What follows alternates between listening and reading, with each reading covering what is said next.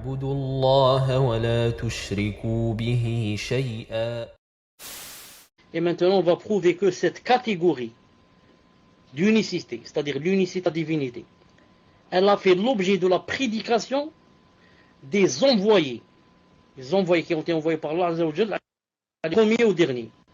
Allah Azza wa Jal a dit dans le Coran, وَلَقَدْ بَعَثْنَا فِي كُلِّ أُمَّةٍ رَسُولًا أَنِ اعْبُدُوا اللَّهَ وَاجْتَنِبُوا الطَّاغُوتَ. Nous avons envoyé dans chaque communauté un messager pour leur dire adorez Allah Azza wa Jal et écartez-vous du Tarout. Adorez Allah Azza wa Jal et écartez-vous du Tarout. Je vais agrandir un peu le verset. Non. Donc, Allah Azza wa Jal a bien dit, nous avons envoyé dans chaque communauté un messager. Quoi le but du messager? Pour leur dire adorez Allah Azza wa Jal et écartez-vous du Tarout. Le Tarout, le grand Tarout, c'est Shaitan. Tarout, ça vient de celui qui dépasse les limites. Il peut être Shaitan, il peut être une statue, un gouverneur, un muhim. Donc tout messager qui est venu, qu'est-ce qu'il a dit? Il a dit adorez Allah. Donc tout messager qui est venu spécialement pour l'unicité de la divinité. Car il leur a dit adorez Allah. Il leur a pas dit Allah c'est lui qui a créé ceci, cela.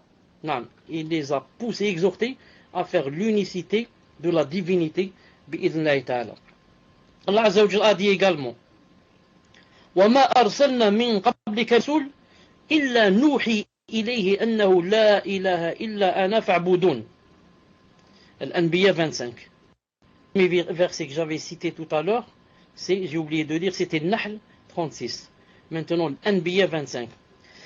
Nous n'avons envoyé avant toi aucun messager à qui nous n'ayons révélé point de divinité en dehors de moi. Adorez-moi donc.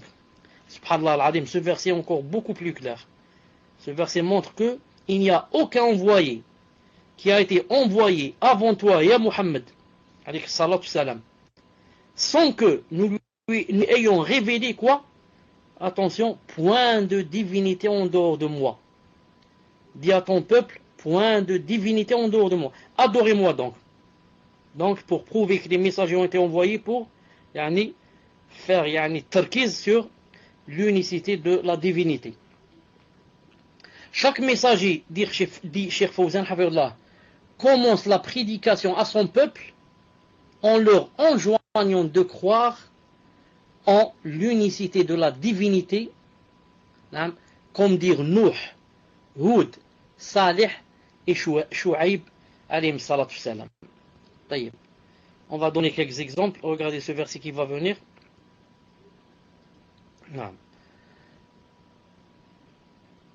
Il a dit Al-A'raf 59. لقد أرسلنا نوحا إلى قومه. Regardez Nuh ce qu'il a dit. فقال يا قوم اعبدوا الله ما لكم من إله غيره. يا قومي اعبدوا الله ما لكم من إله غيره إني أخاف عليكم عذاب يوم عظيم. Al-A'raf 59. Nous avons envoyé vers son peuple. Il dit ô mon peuple, adorez Allah Azza wa Jal. Vous, pas d'autre divinité que Allah, que lui. Je crains pour vous le châtiment d'un jour terrible. Donc Nuh, alayhi salam, qu'est-ce qu'il a dit ô mon peuple? Adorez. Naam, unicité de la divinité. Adorez Allah. Il n'y a point d'autre divinité que lui. Je crains pour vous le châtiment d'un jour terrible. Taïb. Maintenant, Ibrahim alayhi salam, qu'est-ce qu'il a dit Ibrahim alayhi salam? Al-Ankabut 16. وإبراهيم إذ قال لقومه الله واتقوه ذلكم خير لكم إن كنتم تعلمون. ذلكم خير لكم إن كنتم تعلمون. Et Ibrahim, quand il dit à son peuple adorez Allah et craignez, ce serait bien meilleur si vous saviez. Donc, tawhid de l'unicité. Adorez Allah Azza wa Jal et craignez-le. Craignez-le, c'est aussi tawhid de l'unicité. Naam. Ensuite, Muhammad sallallahu alayhi wa sallam, notre prophète alayhi sallam, Allah Ta'ala lui a dit de dire قل إني أمرت أن نعبد الله مخلصا له الدين. Zomar 11. Zomar 11. C'est-à-dire, dis à Mohammed, il m'a été ordonné d'adorer Allah en lui vouant exclusivement le culte. Dis, il m'a été ordonné de faire quoi? De faire de la divinité, d'adorer Allah Azza wa Jal en lui vouant exclusivement le culte. C'est ça, yani tawhid al-uluhiyya, l'unicité de la divinité. C'est d'adorer Allah, mais d'adorer lui seul, pas en faisant du shirk, en adorant deux en même temps, bien trois. Non, je lui voue exclusivement à lui Azza wa Jal le culte. Non. Le prophète alayhi salam a dit, dans le hadith authentique, il a dit: il m'a été ordonné de combattre les gens jusqu'à ce qu'ils attestent qu'il n'y a de divinité en dehors d'Allah Azza wa Jal, c'est-à-dire qu'il n'y a pas de divinité, et que Muhammad alayhi salam est son messager. Bukhari Muslim. Donc il m'a été ordonné de combattre les gens jusqu'à ce qu'ils disent que Allah existe, qu'Allah fait tomber la pluie, qu'Allah Ta'ala donne les enfants. Non. Jusqu'à ce qu'il atteste qu'il n'y a de divinité en dehors d'Allah Azza wa Jal, yani qu'il n'y a pas. Il n'y a rien, il n'y a pas de divinité en dehors d'Allah Azza wa Jal. Naam. C'est l'unicité de la divinité. Il les combat jusqu'à ce qu'ils reconnaissent l'unicité de la divinité. Et que Muhammad alayhi salam est son messager. Muhammad alayhi salam est son messager. Juste une parenthèse. Si quelqu'un va dire, mais Allah Ta'ala dit dans le Coran, la ikraha fi din. Il n'y a pas de contrainte dans la religion. Tu veux rester chrétien, reste chrétien. Tu veux rester juif, juif. Tu veux rester masdéen. Il dit dans le Coran, la ikraha fi din. Pas de contrainte dans la religion. Et maintenant, vous citez un hadith dans Bukhari Muslim. Subhanallah al-Adim. Les deux livres, deuxième et troisième livre après le Coran. Comme quoi, je combats les gens jusqu'à ce qu'ils atteignent que yani, la ilaha illallah et que Muhammad Rasulullah. N'est-ce pas une sorte de contradiction? Réponse très simple. Ce qu'il faut savoir, c'est que Allah subhanahu wa ta'ala a créé le monde. Il a créé la terre. Il a créé les êtres humains, sans parler des animaux, des djinns, etc. Et il nous a tout créé sur cette terre pour avoir tout ce qu'il nous est, les choses nécessaires, pour qu'on vive à l'aise. Comme a dit Allah Ta'ala dans Sourate Al-Baqarah, c'est lui qui vous a créé tout ce qu'il y a sur, c'est-à-dire créé pour vous. Maintenant, Allah Ta'ala a créé la terre, il a créé les êtres humains, entre autres. Et il a dit que cette terre appartiendra à ceux qui m'ont adoré et à ceux qui m'adorent. وَلَقَدْ كَتَبْنَا فِي الزَّبُورِ مِنْ بَعْدِ الذِّكْرِ أَنَّ الْأَرْضَ يَرِثُهَا عِبَادِيَ الصَّالِحُونَ. Il n'y a pas de versets qui vont s'afficher parce que ce que je dis maintenant, je viens de le dire maintenant comme ça de ma tête. C'est pour ça que je n'ai pas préparé. Donc Allah Ta'ala dit qu'on a écrit dans les livres précédents que la terre appartient, et plutôt l'héritera, عِبَادِيَ الصَّالِحُونَ. La terre va être héritée par mes serviteurs les bienfaisants. Donc maintenant, qu'est-ce qu'on va dire pour joindre entre le hadith de combattre les gens, contraintes? On va dire en islam, c'est seul l'islam, la religion d'Allah Azza wa Jal, authentique, véridique, qui doit commander. Donc, maintenant, toute personne, tout peuple, tout ceci, qui veut rester dans sa religion, il est libre. À condition quoi? C'est pas lui qui règne et qui commande. Il donne le commandement à Allah Azza wa Jal. S'il ne donne pas le commandement, il est combattu. Jusqu'à ce qu'il donne, ensuite il choisit. Il choisit qu'il vive chrétien ou juif, il est libre. Il vivra protégé par les musulmans. Mais que ce soit lui qui commande et qui par conséquent deviendra quoi? Devient une entrave entre la religion d'Allah Azza wa Jal, la vraie et l'authentique, et les gens. Il ne laisse pas les gens, cette lumière, il ne la laisse pas arriver aux gens. Celui-là, il est combattu jusqu'à ce qu'il cède. Il cède la gouvernance à la loi d'Allah Azza wa Jal. Ensuite, chacun est libre. Choisis la religion que tu veux. Naam, et tu vivras protégé par les musulmans si tu paies, vous savez, de l'impôt une fois par an. Cheikh Fawzan dit hafidallah, d'ailleurs, la première obligation à laquelle est tenue toute personne responsable, c'est-à-dire mukallaf, c'est d'attester qu'il n'y a nulle divinité si ce n'est de l'Azza wa Jal et d'agir en conséquence. Et d'agir en conséquence. Allah subhanahu wa ta'ala a dit à ce propos, il a dit فَاعْلَمْ أَنَّهُ لَا إِلَهَ إِلَّا اللَّهُ. Parce que certains mutakallim, on est les gens de la bid'a et l'asha'ira, et qu'est-ce qu'ils disent? Ils disent que le premier devoir pour quelqu'un qui devient pubère, c'est d'arriver à attester que c'est Allah Ta'ala qui a les cieux, la terre, ça, et de regarder dans l'univers et d'arriver à cette conclusion. Naam. Ulama al-kalam. Al-Sunna disent non. Premier devoir, c'est ça. Attester que nul ne mérite l'adoration qu'Allah Azza wa Jal. Et il a dit, regardez le verset, il a dit, sache. Il n'a pas dit, dis. Il n'a pas dit, la ilaha illallah Muhammad Rasulullah. Il a dit, sache. C'est quelque chose qu'on doit apprendre. C'est pas une chose qu'on doit dire comme un perroquet. C'est pour ça que si je dis à un Chinois ou à un Allemand qui comprend rien en arabe, je lui dis la ilaha illallah Muhammad Rasulullah. Il dit la ilaha illallah Muhammad Rasulullah. Comme ça, difficilement, il n'est pas musulman. Pourtant, il a prononcé les deux phrases, les deux attestations qui vont rentrer en islam. Mais il n'est pas musulman. Il n'est pas encore devenu musulman. Pourquoi? Parce que Allah Ta'ala dit sache qu'il n'y a point de divinité que moi. Alors que celui-là n'a pas su. Celui-là, il a fait comme un perroquet. Il a dit seulement deux phrases. Si on lui dit, qu'est-ce que ça veut dire ce que tu as dit? Il dit, je ne sais pas, j'ai répété ce que vous m'avez dit de répéter. D'où la grande erreur de certains, dans la da'wa des kuffar, etc., mais leur apprennent pas c'est quoi, la ilaha illallah Muhammad Rasulullah. Il lui dit seulement, on vient à cette phrase, et ça suffit. Alors que, après, quand il saura qu'il y a ça, là, il y a ceci, il y a cela, peut-être qu'il va apostasier. Et l'apostasie, c'est grave. S'il était resté kafir, c'est moins grave que rentrer en islam et apostasier. Allah Ta'ala dit, sache. Il faut... Donc la science. Sache que quoi? Sache donc qu'en vérité, il n'y a point de divinité digne d'adoration à part Allah. Et après, qu'est-ce qu'il a dit?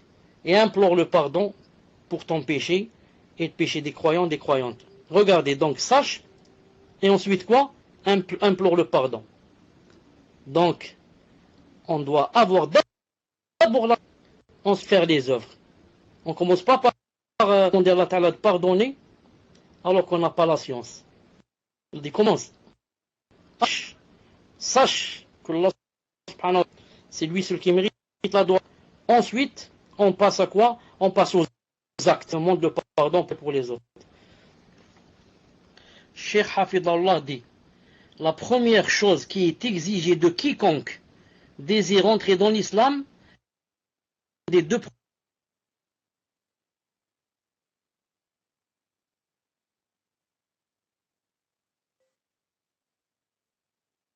jamais il ne serait fatigué pour rien. Naam. Cheikh l'Islam Ibn Taymiyyah, rahimahullah ta'ala, a dit dans Majmou' al-Fatawa, tome 1, page 24. Écoutez bien ce qu'il a dit. D'abord, est-ce que le est bon, est-ce qu'il ne coupe pas? Il a dit, sache, alhamdoulilah, sache que le besoin du serviteur de son Seigneur, yani le besoin, combien qu'il a besoin de son Seigneur, implique qu'il l'adore et ne lui donne aucun associé. Il n'a pas de pareil auquel on peut le comparer.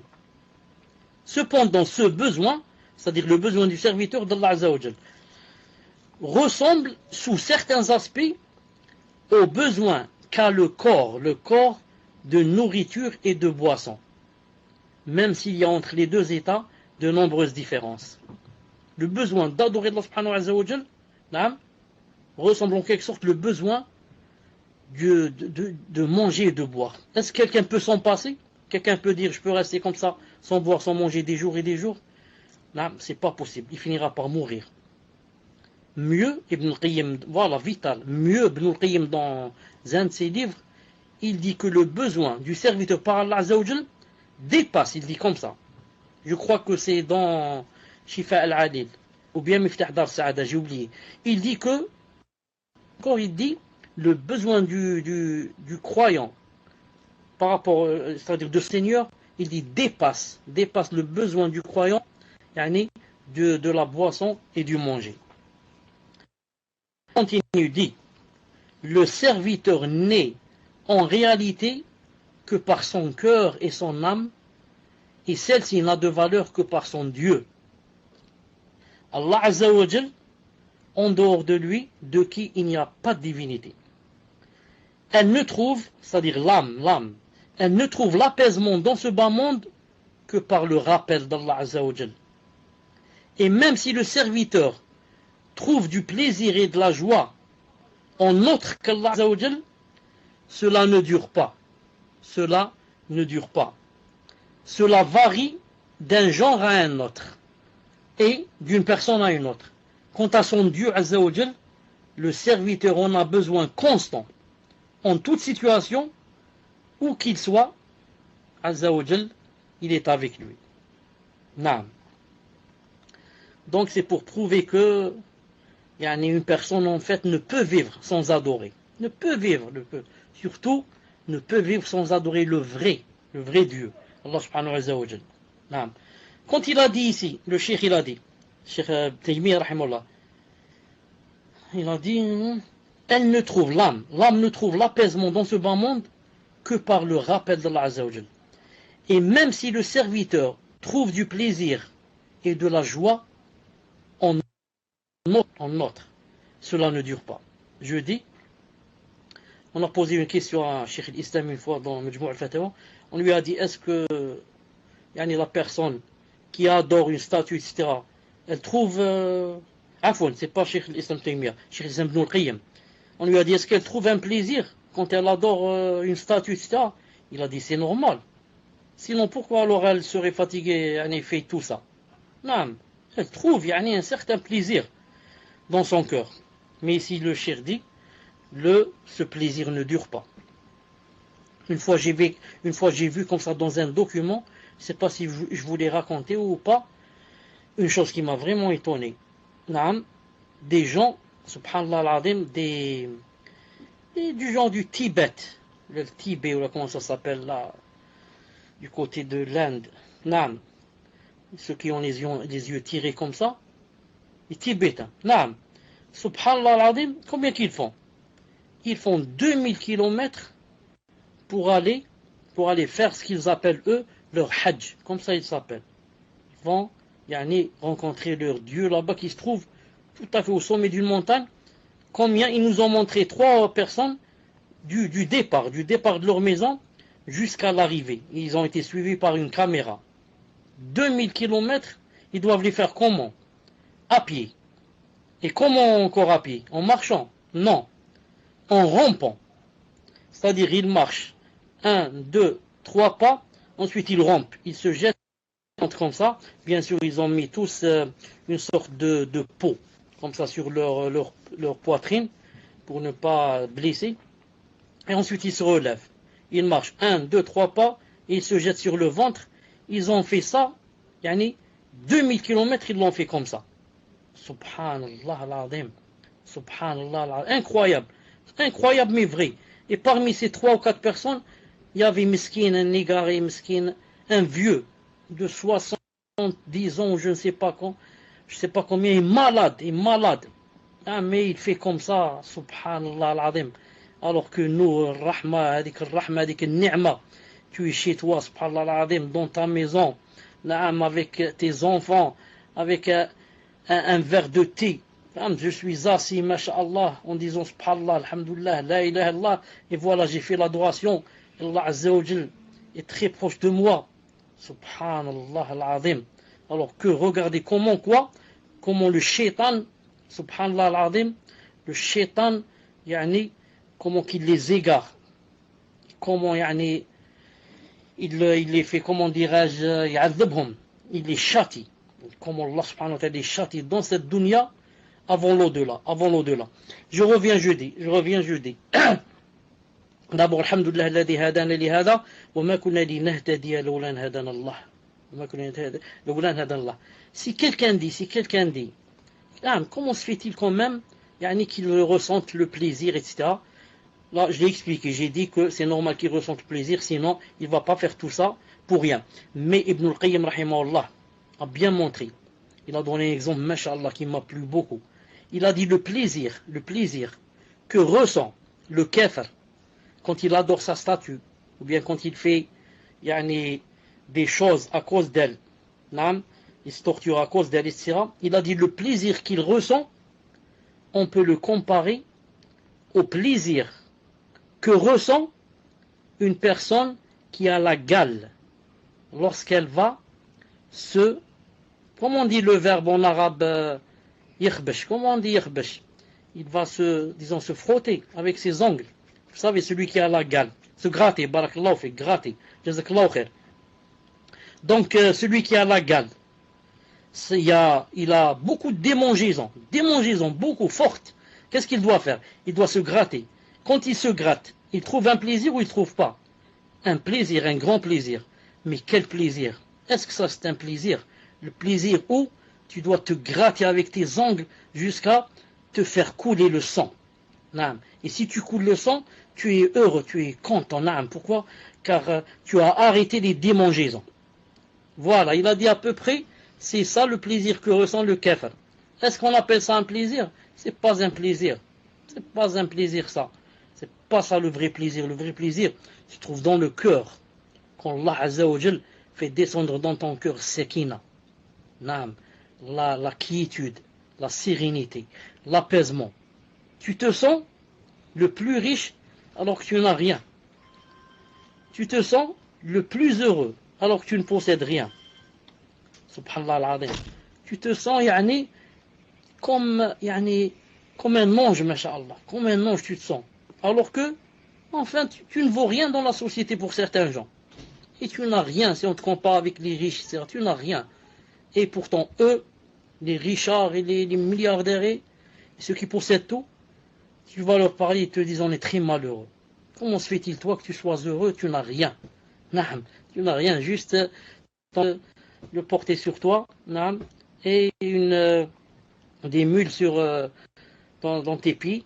Et subhanallah, tu es là toujours heureux, toujours gai, toujours content d'aller à la mosquée, de revenir, de lire le Coran, de ceci, cela, on ne comprend pas. Nous on a des milliards et on se suicide. On a des dépressions, on est toujours à l'hôpital. On ne comprend pas ça. Vous ne le comprenez pas et ne le comprendrez pas jusqu'à ce que vous goûtiez de cette lumière en rentrant en islam pour que vous compreniez ces choses-là. C'est comme quelqu'un qui est dans un tunnel ou bien dans un puits tout noir, et quand il est né, on l'a mis dans ce puits, un puits fermé où il ne voit jamais le ciel. Et qu'est-ce qu'il croit? Il croit que c'est ça la vie. Il n'a jamais vu dehors. Donc il croit que c'est ça la vie. Tout le monde est comme lui. Ils sont tous dans des puits. Mais un jour qu'on le fera sortir, il comprendra. Il dira subhanallah. Où j'ai été, où je suis. Je ne savais pas ça. Subhanallah l'azim. Il faut quoi? Il faut goûter pour savoir où on était. C'est pour ça que tous les gens qui rentrent en islam, qu'est-ce qu'ils disent? Ils disent subhanallah al-azim. On était dans les ténèbres. On était dans l'obscurité totale. On était dans l'égarement total. Et on croyait qu'on était masha'Allah. Et qu'on était nous les plus forts, les plus riches, les plus beaux, les plus intelligents, les plus ceci, cela. Alors qu'on ne vaut rien. On n'était que des pécheurs, des grands pécheurs. Qui volaient, qui montaient. Qui faisaient des trahisons, qui faisaient la fornication, qui escroquaient, qui. Et on croyait qu'on était les meilleurs, subhanallah al-azim. Al-Muhim. On revient un peu. Cheikh Fawzan, quand il a dit Ibn Taymiyyah à la fin, il a dit quoi? Il a dit le serviteur on a besoin, c'est-à-dire de son Dieu, un besoin constant, en toute situation et où qu'il soit. Allah Azza wa Jalla est avec lui. C'est ça le vrai Dieu, notre Dieu Allah Azza wa Jalla, qui a toutes les qualités et tous les plus beaux noms. On a l'avantage que quoi? Il est avec toi, en tous les temps. Subhanallah, en tous les temps, il est avec toi, de par sa présence et sa science, et des fois aussi de par son secours, quand c'est le ma'iyya al-khassa. Quant aux autres, non. Leur Dieu, c'est une statue. Il doit faire je ne sais pas combien de kilomètres pour aller le rencontrer. Et l'autre, c'est un astre. Il peut même pas le rencontrer. Et comme ça. Donc nous, notre Dieu, alhamdoulilah, il y a toujours cette relation avec lui. C'est pour ça Ibrahim alayhi salam, lorsqu'il a fait le débat avec le kafir une fois, il a fait un débat. Qu'est-ce qu'il a dit? Regardez qu'est-ce qu'il a dit. Allah Ta'ala a rapporté de Ibrahim alayhi salam, il a dit فلما جن عليه الليل رأى كوكبا قال هذا فلما أفل قال لا أحب الآفلين. Subhanallah al-Azim. C'est-à-dire, Allah rapporte, il a dit, quand la nuit l'enveloppa, Ibrahim alayhi salam, il observa une étoile. Il dit alors aux gens qui étaient présents, il leur a dit, voilà mon Seigneur, c'est-à-dire cette étoile. Puis lorsqu'elle disparut, qu'est-ce qu'il dit? Je n'aime pas les choses qui disparaissent. Pourquoi j'ai cité ce verset, qui n'est pas dans le livre de Cheikh Fawzan? Pourquoi je l'ai cité? Pour appuyer, étayer ce qu'a dit Ibn Taymiyyah rahimahullah, que le vrai croyant, son Dieu est toujours avec lui, alhamdoulilah. Il n'aime pas le Dieu qui, des fois il est là, des fois il n'est pas là. C'est pour ça que le cheikh des monothéistes, Ibrahim alayhi salam, quand il a fait le débat avec les autres, qu'est-ce qu'il leur a dit? Il a montré une étoile, il a dit, voilà mon Seigneur. C'est-à-dire, d'après vous que on doit une étoile. D'accord, voilà mon étoile. Ensuite, l'étoile a disparu. Il a dit, subhanallah, elle a disparu. Ah non, je n'aime pas les choses qui disparaissent. Moi, mon Dieu ne disparaît pas. Il est toujours présent. Vous avez compris? Moi, mon Dieu, toujours présent. Mais, puisque l'étoile a disparu, donc, elle ne convient pas qu'elle soit mon Dieu. Je n'aime pas les choses qui disparaissent. Allahu Akbar. Allahu Akbar. Naam. Cheikh Fawzan dit, hafidullah, cette catégorie de l'unicité était l'objet de la prédication des messagers, car elle est le fondement sur lequel reposent toutes les actions et sans sa concrétisation, aucun acte n'est valable. En effet, sa non-concrétisation amène impérativement son opposé, qui est l'association Allah Azza wa Jal et le shirk. Donc, on tire là un petit résultat. C'est quoi? C'est que tous les messagers sont venus avec quoi? Comme but et finalité de faire la da'wa, à l'unicité de la divinité. À l'unicité de la divinité. Donc toutes les autres da'wa qui viennent, mais qui n'insistent pas sur l'unicité de la divinité, sont des da'wa nuls et contradictoires avec les da'wa des messagers, avec la da'wa des messagers. Celui qui ne commence pas par l'unicité de la divinité, qu'est-ce qu'on lui dit? On lui dit, tu n'es pas sur le chemin des messagers. Sur le chemin des messagers. Bien sûr, certaines personnes des fois, leur défaut, c'est dans l'unicité de la seigneurie, de la roubia. Cela, ma'adish, qu'on leur parle de la roubia, vu que c'est ça leur défaut. Mais c'est une exception, sinon les messagers sont venus pour mettre en valeur et prévaloir l'unicité de la divinité, pour te montrer que si tu sais que Allah Ta'ala existe et n'adore pas, ça ne te sert à rien. Car beaucoup croient que si je sais que Allah Ta'ala existe, je suis devenu croyant. Contrairement, il te dit aux athées. Regarde, il te dit cet athée, il n'a pas honte, il ne croit pas en Dieu. Moi je crois en Dieu. C'est lui qui m'a donné la vie, c'est lui qui me lote. Et celui qui demain je vais le rencontrer quand je vais mourir. On lui dit, est-ce que tu l'adores? Il dit, non, je ne l'adore pas. Ça me suffit de croire en lui. On lui dit, ta place est toujours éternelle en enfer. Non, ta place est toujours éternelle en enfer. Tu n'as pas sauvé ta peau. Ah bon? Qu'est-ce que tu dois faire pour la sauver? Tu dois l'adorer. Car comme tu as reconnu que c'est lui qui t'a donné l'âme et te l'enlève, et que c'est lui qui régit l'univers, donc tu dois l'adorer. Tu dois l'adorer, sinon ça ne sert à rien. Ça ne sert à rien. C'est comme si, je peux donner cet exemple, je suis malade par exemple, à mourir. Ensuite on me dit, voilà un médecin qui est, masha'Allah, spécialiste dans ta maladie, etc. Et je vais chez lui, je lui dis, c'est vous vraiment le grand médecin. Je reconnais, j'ai lu tous vos diplômes.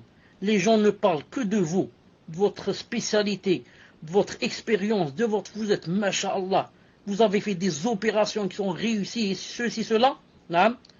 Ensuite, je ne me soigne pas chez lui. Ensuite, je vais chercher, je vais chez un médecin, chez un petit qui vient juste peut-être d'avoir sa licence ou je ne sais pas quoi, ou qui est toujours étudiant en médecine. Et je vais chez lui et je demande les soins. Donc à quoi ça sert? Quand j'ai dit au grand professeur qu'il était il avait, masha'Allah, le degré, ensuite je ne le suis pas. Donc Allah Azza wa Jalla, à quoi ça sert? De reconnaître que c'est lui qui t'a créé, qui régit l'univers, ensuite tu ne l'adores pas. Non. Donc, Cheikh Fawzan Hafidhullah a dit que la non-concrétisation de l'unicité de la divinité, ça amène impérativement, que tu le veuilles ou pas, à son opposé, qui est l'association et le shirk. Allah subhanahu wa ta'ala a dit, la preuve, Inna Allah la yaghfiru an yushraka bih. An-Nisa 48. Certes, Allah Azza wa Jalla ne pardonne pas qu'on lui donne. Il a dit aussi, وَلَوْ اللَّهُ لَحَبَ عَنْهُمْ مَا كَانُوا يَعْمَلُونَ. Naam. Attendez, je ne sais pas si j'ai ce verset. Il a dit, c'est pas celui-là. Naam. Celui est la direction par laquelle Allah guide qui il veut, ses serviteurs. Mais s'ils avaient Allah des associés, alors tout ce qu'ils auraient fait eût certainement été vain.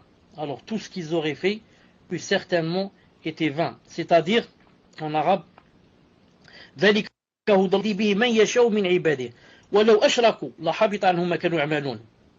88. C'est-à-dire que toute personne, fût-elle un messager, si elle fait du shirk, toutes les œuvres seront nulles. Comme a dit Allah Ta'ala, وَلَقَدْ أُوحِيَ إِلَيْكَ وَلِلَّذِينَ مِنْ قَبْلِكَ لَإِنْ أَشْرَكْتَ لَيَحْبَطَنَّ عَمَلُكَ. Allah Ta'ala il a dit, il t'a été révélé à toi et à ceux qui t'ont précédé, Ya Muhammad, que si tu fais du shirk, tes œuvres seront nulles. Tout descendra. Subhanallah al-Azim. D'ailleurs, c'est écrit ici. Est-ce que tu trouves à 10. Une seconde. Il a dit. Voilà, c'est là. Alors, telle est la direction par laquelle Allah il guide ses serviteurs. Mais s'ils avaient donné à Allah des associés, alors tout ce qu'ils auraient fait eût certainement été vain. Il a dit aussi وَاعْبُدُوا اللَّهَ وَلَا تُشْرِكُوا بِهِ وَاعْبُدُوا اللَّهَ وَلَا تُشْرِكُوا بِهِ شَيْئًا وَبِالْوَالِدَيْنِ إِحْسَانًا. An-Nisa 36. Adorez Allah Azza wa Jal et ne lui donnez aucun associé. Agissez avec bonté envers vos pères et mères. Il a dit aussi وَقَضَى رَبُّكَ أَلَّا تَعْبُدُوا إِلَّا إِيَّاهُ وَبِالْوَالِدَيْنِ إِحْسَانًا. Ton Seigneur a décrété n'adorer que lui et marquer de la bonté envers les pères et les mères. Il a dit aussi قُلْ تَعَالَوْا أَتْلُوا مَا حَرَّمَ رَبُّكُمْ عَلَيْكُمْ أَلَّا تُشْرِكُوا بِهِ شَيْئًا وَبِالْوَالِدَيْنِ إِحْسَانًا. Je vais réciter ce que votre Seigneur vous a interdit. Qu'est-ce qu'il a interdit? Il a dit, ne lui associez rien et soyez bienfaisants envers vos pères et vos mères. Voilà, Inch'Allah Ta'ala, pour le cours d'aujourd'hui. Et c'était quoi? C'était montrer le sens de l'unicité de la divinité et montrer aussi que tous les messagers, y compris Muhammad alayhi salam, sont venus dans leur da'wa en insistant sur quoi? Sur l'unicité de la divinité et que quiconque ne suit pas le chemin des messagers, rien ne sera accepté de lui bi'idhnillahi ta'ala.